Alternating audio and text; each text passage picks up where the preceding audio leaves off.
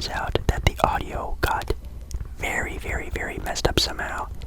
Definitely some very bad technical issues that I couldn't edit out. So I'm basically redoing the intro very quickly and then jumping right into tonight's video. But in today's video, as you can see, we are going to be talking about some forgotten NBA stars. No, these are not players that have been injured in the past, like a Tracy McGrady or a Grant Hill, players with a tremendous upside that maybe had their, careers halted by injury. These are players who had tremendous starts to their career, maybe even were at one point in time MVP candidates, but then shortly after that fell off. And I thought it was a kind of a cool idea to talk about maybe some forgotten, players of the NBA who had really good careers that just sort of didn't pan out the way they should have been. So in the beginning of this video, where the audio was very messed up, I was talking about Deron Williams. Deron Williams is one of those players that I first thought of when I thought about this concept, and definitely one of those players who I think at one point in time was averaging 20 points, 10 assists, easily maybe argued as a top 5 point guard in the NBA at one point in time. And I think we all know Utah Jazz Deron Williams was an absolute animal. Went on to being a New Jersey Net / Brooklyn Net, and even over there carried the torch pretty well. I think he even was an all-star in Brooklyn. He was also a total of a 4-time NBA All-Star and even made an All-NBA team selection. So this is the beginning of this video. I start talking about Carlos Boozer in Utah. And Carlos Boozer, in my opinion, again, was at one point in time argued as being one of the best power forwards in the NBA. And Utah was averaging easily 20 points and 10 rebounds, easily a double-double machine. Then went on to being a Chicago Bull, and after his stint at the Bulls, didn't really pan out the rest of his career the way at least I thought it was going to be. Remember when he was playing in Chicago? That's when Chicago was really getting those big title hopes, obviously with Carlos Boozer, Derrick Rose, Joakim Noah,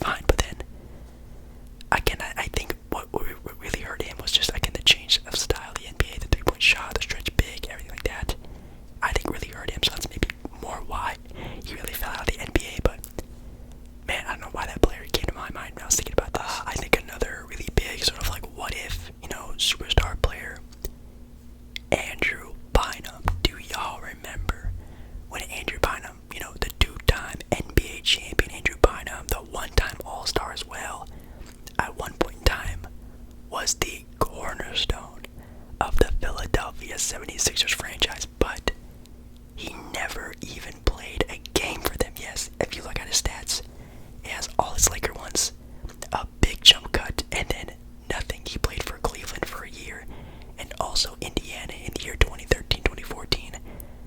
Other than that, he never played for Philadelphia, and I feel like that one's obviously more due to injury, but man, I just remember the hype around Bogut. I mean, not Bogut, we're going to talk about it later, but Andrew Bynum going to the 76ers and being basically their franchise center.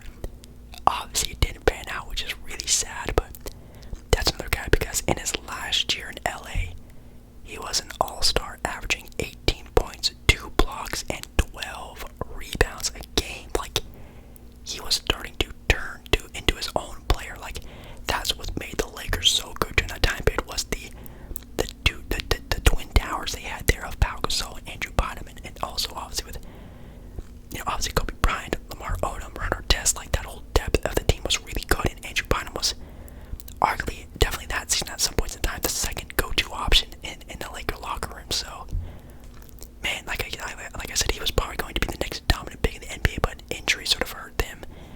And even then, I just didn't really see him having a lot of fundamentals of the game.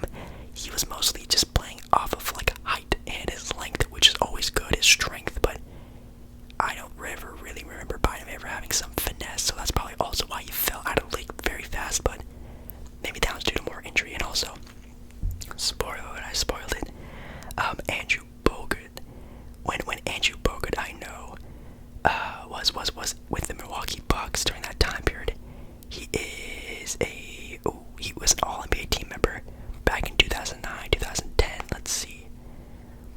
At one point in time, his best year in 2009, 2010, he averaged 16 points, 3 blocks, and 10 rebounds a game. Again, he was the cornerstone and the best player on the Milwaukee Bucks during that time period.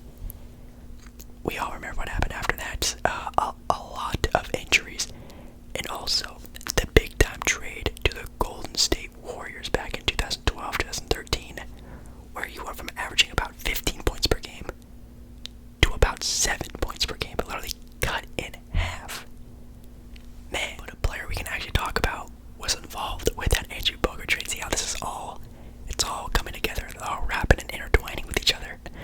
Is the trade of Andrew Bogut for Monte Ellis, and the reason why that happened was because Monte Ellis was turning into arguably one of the most skillful players and scorers in the NBA. This dude at one point in time was averaging 25 points per game in the NBA, which back then, guys, remember, the NBA, the average Joe in the NBA today can average 25 points per game.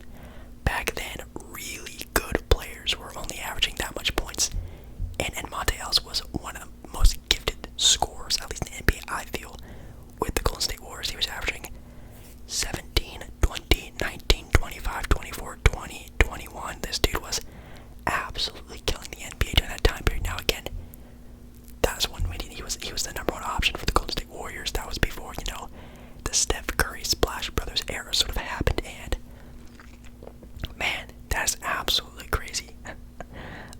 But alas, he ended up going to Milwaukee, and I think, was he also one of the injury-prone players? I don't remember. I don't think he ever did, because he actually had a pretty decent career. He went on to Milwaukee. He averaged 18 points and then 20 points. Then he went to Dallas, where he averaged 19 points and 19 points. Then in 2015 to 2017, he played in Indiana. Didn't really have that great of the rest of his career, but honestly, for a vast majority of his career, he was averaging over 20 points per game in all of his teams he was on, and he was always such a gifted scorer. He just never could really get over the hump on being, an all-star, great player, great sort of mention of him, which is kind of really sad when you think about it, because he definitely deserved it. Again, he averaged 25 points per game in a year. I think he also won Most Improved Player one year. Let's see, I'm gonna try to wrap it up here kind of soon. Another sort of notable one, but again, one that's probably more due to injury, is Isaiah Thomas. And no, not Detroit Pistons Isaiah Thomas. I'm talking about Boston Celtics Isaiah Thomas, because we know we gotta talk about him when we talk about this, because in the year 2016-2017, this dude in Boston was averaging